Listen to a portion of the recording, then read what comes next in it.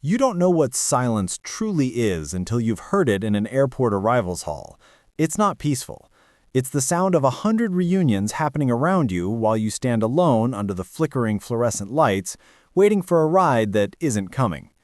My name is Malcom Thorne. I was 34 years old, and 12 hours earlier, I'd watched my wife's coffin be lowered into the damp earth of a Copenhagen cemetery. The chill from that graveside had seeped into my bones and stayed there. Even as the plane descended into Chicago O'Hare, even as the flight attendant's cheerful welcome home echoed through the cabin, I felt frozen. My fingers, still carrying the ghost sensation of cold Scandinavian soil, fumbled with my phone. The screen showed one unread message in the family group chat, Thorne Unit, sent 6 hours prior. Me, landing at Terminal 5, 7:30 p.m. Can someone collect me? Below it, nothing. No responses. Just the digital equivalent of empty space. I'd spent the 11-hour flight from Denmark in a numb haze, wedged between a businessman who snored and a teenager watching a comedy without headphones. Every laugh track felt like a violation. My carry-on held the only things I'd brought back: Marcus's favorite wool sweater, still smelling faintly of his cedar cologne, and the legal folder from the Danish corner, its contents translated into sterile, bureaucratic English. The door opened. A wave of humid Chicago summer air washed over me, thick and oppressive after Copenhagen's crisp breeze. I shuffled into the terminal, my body moving on autopilot. At baggage claim, I watched the carousel spin, a dizzying loop of other people's lives. My 2 suitcases, containing everything from our Copenhagen apartment, eventually tumbled out. I dragged them to the curbside pickup lane. That's when I opened the group chat again. Still nothing. I typed a second message. Me, at arrivals now, suitcases are heavy. Anyone? The bubbles appeared. Then my sister Christine. Christine, we're at the charity gala for Mom. You know this is her big night. Can't you Uber? My brother, Marcus, chimed in. Yeah, man, it's a 40-minute drive each way. Not happening. My mother, Eleanor, the final word. Mom, honestly, Malcolm, a little foresight. We discussed the gala weeks ago. Sort yourself out. I stared at the screen. The discussion she referenced was a single text she had sent a month ago. Save the date for the Foundation Gala. Black tie. Sent while Marcus and I were in the frantic, terrifying first week of his hospital stay. I hadn't responded. A notification popped up on my screen. A severe weather alert from the city. A derecho windstorm was forecast to hit the Chicago metro area within the hour. 80-plus mile-per-hour winds, torrential rain, widespread power outages expected. The advisory urged citizens to seek shelter immediately. I forwarded it to the group chat. Major storm warning. Taxis will be impossible soon. Marcus's reply was instant. Then you should have landed earlier. Not our problem. That's when I felt it. Not sadness, not even anger. A chemical change. A final silent click in a lock that had been straining for years. I was standing in the path of a literal storm, just days after burying the love of my life, and my family's concern was for their valet parking at a fundraiser. I looked at my 2 massive suitcases, at the darkening greenish sky, and I heard Marcus's voice, clear as day, from a conversation years ago after a particularly dismissive family dinner. They see your compassion as a perpetual line of credit, Jules. One day, you'll have to foreclose. I typed my final response to the Thorne Unit. No worries, I'll figure it out. Then I turned off my phone, lifted my chin, and walked back into the terminal. Not toward the taxis, toward the airline customer service desk. I wasn't going home. Not to their Chicago. The plan that formed in my mind wasn't born of heat, but of a cold, precise clarity. They'd left me in the terminal, so I would use the terminal. And by the time the storm passed, their carefully constructed world would be scattered like debris across the tarmac. To understand the magnitude of their betrayal, you have to understand the Thorne family business. It wasn't just a company, it was an ecosystem, and I was its overlooked maintenance engineer. My mother, Eleanor, was the CEO of Thorne Legacy Group, a family office that managed our wealth, our image, and our intricate web of social obligations. My brother, Marcus, was the COO, the charming face of our philanthropic ventures. My sister, Christine, was the head of community relations, which meant she organized the galas and ensured our name was on the right museum wings. And me? I was the systems architect, the silent, technically brilliant son who designed the secure digital infrastructure that held the entire operation together. The encrypted servers for our finances, the donor database for the foundation, the security protocols for our homes. I was the one who made sure the lights stayed on, both literally and metaphorically, while they took the stage. My relationship with Marcus was, in their view, a minor PR complication. Charming, my mother had called him once, with the same tone she used for a well-behaved pet. When his tech startup took off, their interest became monetary. When he got sick, a rare aggressive lymphoma, their interest waned. His illness was an unfortunate disruption. My trips to Copenhagen were poorly timed. The financial ledger of our relationship was a masterpiece of quiet exploitation. My salary from Thorn Legacy was generous, but it was paid into an account they monitored. For tax efficiency, Marcus said. I designed the foundation's $10 million donation platform, but my name wasn't on the patent. The family trust was. When Marcus and I bought our Copenhagen apartment, my mother gifted the down payment, a loan disguised as generosity with unspoken strings that now felt like shackles. The night of the storm, stranded at O'Hare, I accessed that system. From an airport lounge computer, using credentials I'd built backdoors into years ago as a failsafe, I logged into the Thorn Legacy core server. I wasn't looking for money, I was looking for the blueprint, the root directory. I found it in a folder labeled X, Legacy Protocols. It contained the succession plan, the wills, the power of attorney documents, the non-disclosure agreements every family member had signed. And there, buried in a subfolder, was a document titled Estate Liquidation and Contingency, J. Thorn. It was a cold, clinical assessment of my life with Marcus, a memo from my mother to the family lawyer dated 2 weeks after Marcus's diagnosis. It outlined strategies to protect family assets from potential medical creditors and ensure Malcom's share remains within the trust purview in the event of his emotional or financial instability following a loss. They had been planning for his death not with grief, but with risk management. They saw my impending widowhood as a liability to be contained.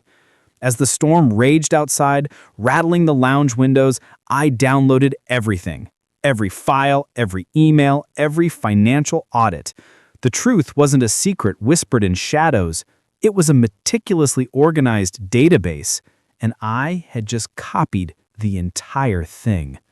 My grandfather, a stern industrialist who'd built the original Thorn fortune, had a saying, "Trust the math, not the man." He'd been a ruthless engineer, and in that moment, I became his true heir. Emotion was a variable I could not afford. I needed to weaponize this data with the precision of a forensic accountant. My first move was logistical. I used my access to cancel the family credit card linked to my wallet and triggered a transfer of my accumulated direct deposited salary from the Thorn Trust account to a new private offshore bank I'd quietly set up a year earlier when Marcus's prognosis first turned grim. It wasn't theft. It was a dividend payout, a severance. Next, I targeted the foundation's public face. Thorn Legacy's charitable status depended on immaculate, publicly filed 990 tax forms. The database I'd copied contained the raw, unfiltered numbers, the facilitation fees paid to Marcus's consulting firm, the administrative costs that were triple the industry standard, the donations that were quietly recycled back into family-controlled ventures. It was a house of cards built on a foundation of tax fraud and self-dealing. I didn't expose it. Not yet. Instead, I compiled a packet, a digital dossier. I sent it, encrypted, to 3 parties: the family's own horrified legal counsel, the IRS's whistleblower office, and a relentless, non-profit investigative journalist at the Chicago Tribune who had been sniffing around our foundation for years. The cover note was pure, dry corporate speak. Discrepancies identified during internal review of Thorn Legacy Group filings suggest voluntary disclosure to mitigate regulatory action. It was a controlled detonation with a delayed fuse. The lawyer would panic and advise them to come clean, triggering an internal crisis. The IRS would open a case. The journalist would have the story of a lifetime. My final act that night was personal. I accessed the security system for the family compound in Lake Forest. I didn't disable it. I altered it. I changed the master codes and set new parameters. My mother's, brother's, and sister's keycards and biometrics were downgraded to guest status. They could enter, but they could no longer access the private study, the server room, or the digital vault. The house would literally lock them out of their own power centers. As the storm began to subside, I booked the last first-class seat on a red-eye to San Francisco, not to run, but to reposition. I had a colleague there, a former white hat hacker named Ravi, who now ran a secure data haven for activists. I needed his fortress. Just before boarding, I turned my phone back on. It exploded with notifications, dozens of missed calls, frantic texts. Mom, Malcom, where are you? The storm was terrible. We were worried sick. Marcus, the foundation server is acting up. Did you run any updates before you left? Christine, the security company called. They said there's an anomaly at the house. Call me. I typed one reply, a group text. Me, safely sheltered, handling the anomalies. Don't worry. Then I powered down, slipped the SIM card out, and dropped it into a trash can. The Malcom who sought their approval was gone. In his place was an administrator executing a long overdue system migration. The fallout was not an explosion, it was a series of cascading system failures. From Ravi's secure office in the Bay Area, I watched the alerts pour in. First, the lawyer's panicked email to my mother. Subject line, urgent, whistleblower compliance.